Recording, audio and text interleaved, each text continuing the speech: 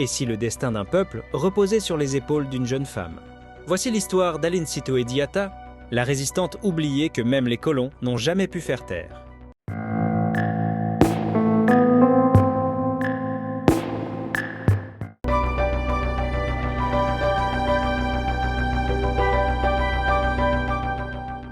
Aline Sitoé Diatta naît en 1920 à Nialou, un quartier de la commune de Cabrousse, en Casamance, une région du sud du Sénégal, à l'époque colonie française au sein de l'Afrique occidentale française. Ses parents sont Silisia Diatta et Assonello Diatta, mais elle est élevée par son oncle paternel Elabaline Diatta à la mort de son père. Pour gagner sa vie, elle se rend à Ziguinchor pour travailler comme docker. Mais à cause des conditions de vie éprouvantes, elle va quitter la Casamance pour Dakar, où elle sera bonne à tout faire chez un colon, régisseur des produits de base dans l'Afrique de l'Ouest.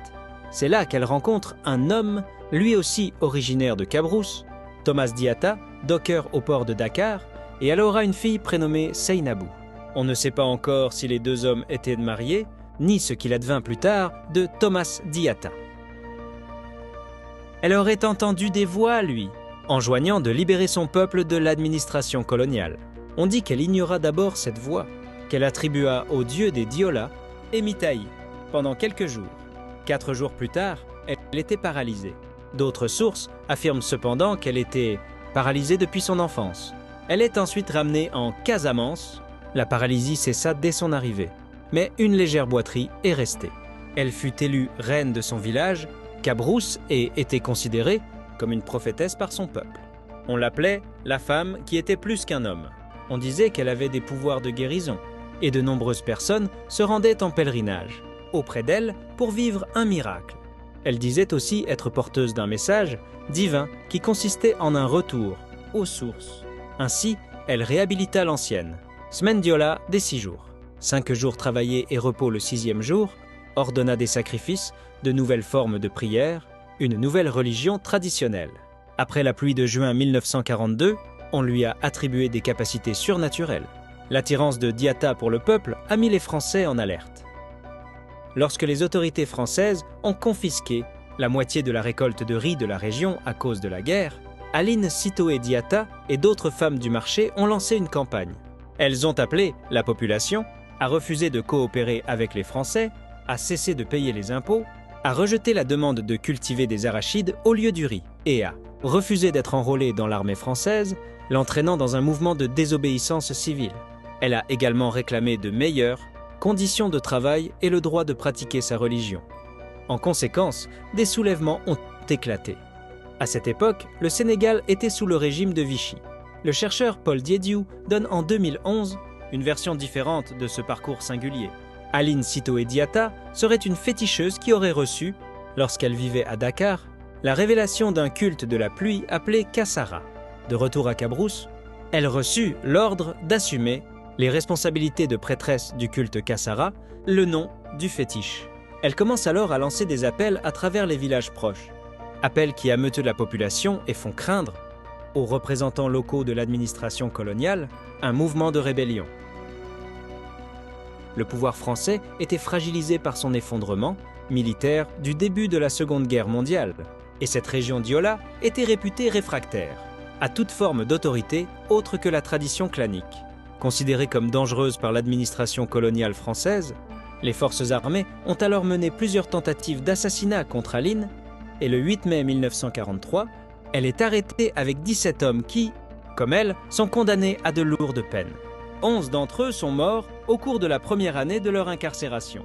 Des recherches historiques ultérieures suggèrent que les Français ont utilisé Aline Sitoé, Diatta et ses compagnons de captivité comme boucs émissaires pour mettre fin à la révolte au sein de la population. Elle fut ensuite jugée, puis alla d'une prison à l'autre au Sénégal et en Gambie, et fut finalement déportée à Tombouctou, au Mali, où elle meurt de mauvais traitements, à l'âge de 24 ans, devenant une figure emblématique de la résistance casamançaise à la colonisation.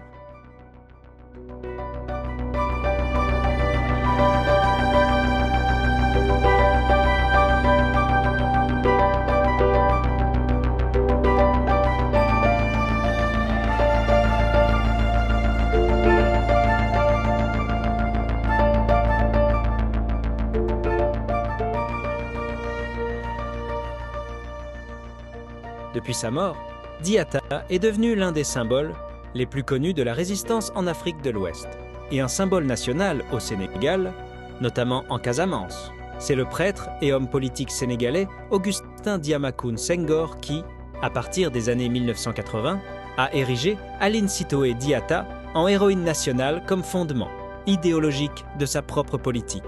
Il a discuté avec le président de l'époque, Abdou Diouf, du droit d'interpréter la situation et de savoir à qui Diatta appartenait.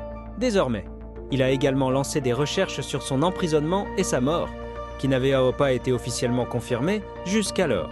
Son nom a été donné au campus social de l'université Cheikh Anta Diop de Dakar. La cité Aline Sitoé Diatta, réservée aux étudiantes, a un stade de Ziguinchor, le stade Aline Sitoé Diatta, ainsi qu'à diverses écoles et organisations. Une exposition itinérante lui a été consacrée au Sénégal en 2007. Elle est le sujet d'une œuvre du photographe portraitiste sénégalais Omar Victor Diop, intitulée Aline Sitoé Diatta 1944, série Liberty. Aline Sitoé Diatta est le bateau qui assure depuis 2008 la liaison Dakar-Ziguinchor, en remplacement du Willis, lui-même successeur du Joola, dont le naufrage a marqué les mémoires au Sénégal. Le court-métrage La recherche d'Aline, réalisé par Rokhaya Mariem, Baldé en 2020, est centré autour du personnage d'Aline Sitoé Diatta.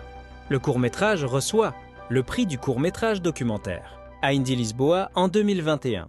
Sorti en 2020, le roman biographique Aline et les hommes de guerre de l'écrivaine Karina Silla raconte la vie d'Aline Sitoé Diatta. Le prix Aline Sito Diatta est aussi un prix public décerné par l'association féministe Yewu Yewiyao, président du Burkina Faso Thomas Sankara, en reconnaissance de son engagement en faveur de la promotion des droits des femmes.